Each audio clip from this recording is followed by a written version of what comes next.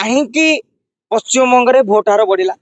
ପ୍ରଥମେ ହଉଛି ଆପଣ ଦେଖିବେ ମଲା ଗଲା ହଜିଲା ଯୋଉ ଦ୍ୱାରା ଫେକ୍ ଭୋଟର କିମ୍ବା ପାଞ୍ଚ ପାଞ୍ଚ ଜାଗାରେ ଉଠିଥିବେ, ଅନେକ ଜାଗାରେ ଭୋଟ ଦିଅନ୍ତିନି, ସେମାନଙ୍କର ଏକାଳେ କଟିଗଲା।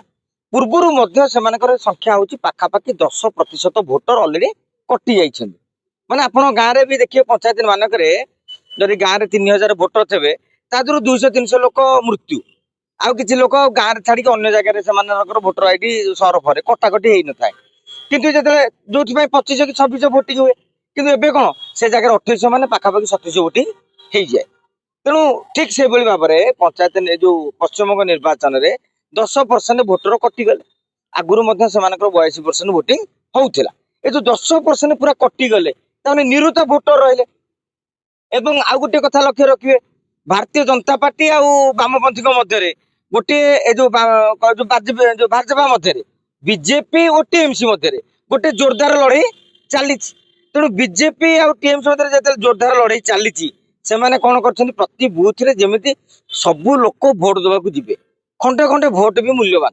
ତେଣୁ ସେମାନେ କଣ କରୁଛନ୍ତି, ଭୋଟରଙ୍କୁ ଭିଡିକି ନେଇକି ବୁଥ ଭିତରକୁ ନଉଛନ୍ତି। ତେଣୁ ସେଇ ଯୋଉ ଉଦ୍ୟମ ଫଳ ଯୋଗୁ ତାମାନେ ଗୋଟିଏ ବୁଥରେ ଅଞ୍ଚଳରେ ସମସ୍ତେ ପୁରା 100% 90% ଭୋଟିଂ ଟା ହଉଛି। 10-15 ଜଣ କିଏ ଗୋଟେ ଛାଡିଦେଲେ ଆଉ ବାକି ସମସ୍ତେ ଭୋଟ ଦାନ କରିବାକୁ ଯାଉଛନ୍ତି। ତେଣୁ ମୁଁ କହିବିନି ଗୋଟେ ଏସ୍ଆଇଆର ପରେ ସବୁବେଳେ ଭୋଟ ହାର ବଢିଛି, ତେଣୁ କିଛି ଗୋଟେ ନୂଆ କଥା ନୁହେଁ। ଆଉ ରହିଲା ଶାସକ ଦଳ ସପକ୍ଷରେ ଯିବ ନା ବିପକ୍ଷରେ ଯିବ। ମମତା ବାନାର୍ଜୀ 15 ବର୍ଷ ଧରିକି ସରକାର ରହିଲେଣି।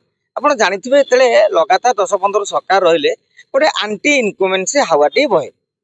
ଏବଂ ମମତା ବାନାର୍ଜୀଙ୍କ ପାଇଁ ଆଉ ଗୋଟେ ଟେନସନ କଣ, କଂଗ୍ରେସ ବାମପନ୍ଥୀ ଯୋଉମାନେ ବିରୋଧ କରୁଛନ୍ତି ଭାରତୀୟ ଜନତା ପାର୍ଟି କି ସତ, କିନ୍ତୁ ପଶ୍ଚିମବଙ୍ଗରେ ମମତା ବାନାର୍ଜୀଙ୍କ ବିରୋଧୀ ବିଜେପି, ମମତା ବାନାର୍ଜୀଙ୍କ ବିରୋଧୀ କଂଗ୍ରେସ, ମମତା ବାନାର୍ଜୀ ବିରୋଧୀ ବାମପନ୍ଥୀ। ତେଣୁ ଏମିତି ହେଇପାରେ ଯୋଉ ଆପଣ କହୁଛନ୍ତି ସରକାରୀ ବିରୋଧୀ ହବା, ସରକାରୀ ବିରୋଧୀ ହବା କିଛି ବିଜେପି କୁ ଯାଇପାରେ, କିଛି କଂଗ୍ରେସ କୁ ଯାଇପାରେ, କିଛି ବାମପନ୍ଥୀ ଯାଇପାରେ। କିନ୍ତୁ ସରକାରୀ ବିରୋଧୀ ହବାର ଭୋଟ ଯଦି ସିଧାସଳଖ ଭାବରେ ମମତାଙ୍କ ବିରୋଧରେ ଅର୍ଥାତ୍ କେବଳ ଭାରତୀୟ ଜନତା ପାର୍ଟିକୁ ଯାଏ, ତାହେଲେ ମମତା ବାନାର୍ଜୀ କ୍ଷତିଗ୍ରସ୍ତ ହେବେ। କିନ୍ତୁ ପ୍ରେସିଡେନ୍ସି ଏରିଆରେ ଯୋଉ 111 ଆସନ ରହିଛି, ସେଠି ମମତା ବାନାର୍ଜୀଙ୍କର ଦବଦବା ରହିଛି।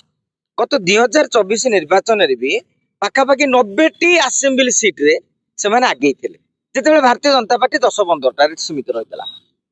ଯଦି ପ୍ରେସିଡେନ୍ସି ଇଲାକାରେ ଭାରତୀୟ ଜନତା ପାର୍ଟି ଭଲ ପ୍ରଦର୍ଶନ କରେ, ତାହେଲେ ମମତା ବାନାର୍ଜୀ ହାରିବା ନିଶ୍ଚିତ।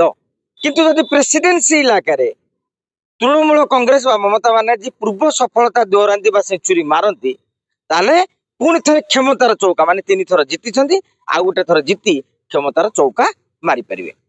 ଅମିତ ଶାହ ବିରୋଧ କରୁଛନ୍ତି ବିଜେପି ଏଥର।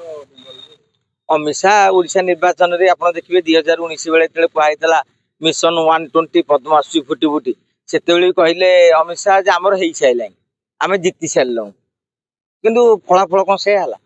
ସେମାନେ କହନ୍ତି କଣ କି ଗୋଟେ ନେତାର କନଫିଡେନ୍ସ ବି ଭୋଟର ମାନଙ୍କୁ ପ୍ରଭାବିତ କରେ। ତେଣୁ ମାନେ ଅମିତ ଶାହ ତାଙ୍କର କନଫିଡେନ୍ସ ଟା ଶୋ କରିଛନ୍ତି, ଯାହାଫଳରେ ଅନ୍ୟମାନେ କହିଲେ ଅମିତ ଶାହ କହୁଛନ୍ତି ମାନେ କିଛି ଗୋଟେ ଖେଳ ହେଇଛି, ଜିତିଯିବ କି। ତ ନେକ୍ସଟ ଫେଜ ଭୋଟ ଟା ଟିକେ ଚହଲିବ।